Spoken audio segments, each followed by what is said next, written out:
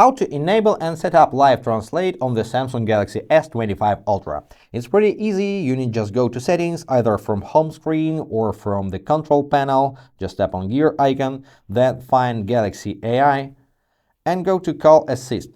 Now turn the feature on and let's scroll down for settings. This is your language. You can change your language. If you need more languages, you can download from the list. Not all languages are supported, but this is the matter of future, I think. Now you can change the voice type for your translated speech. So voice 1 This is what it sounds like when or voice 2. This is what it sounds like when you're translating a call. Also you can change. Oh, it's too fast. This is what it sounds like when you're... So you can do this for other person as well. You can select language, you can select voice, you can mute your voice so that interlocutor will only hear a translation of what you say.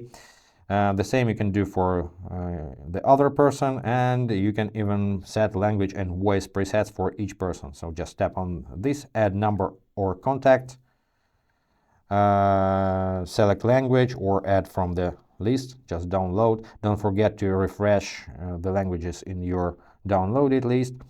Now let it be German, tap on OK, and now you can set up the preferences for you speaking with this person and for this person speaking with you. You can change the voice and you can change the speed rate.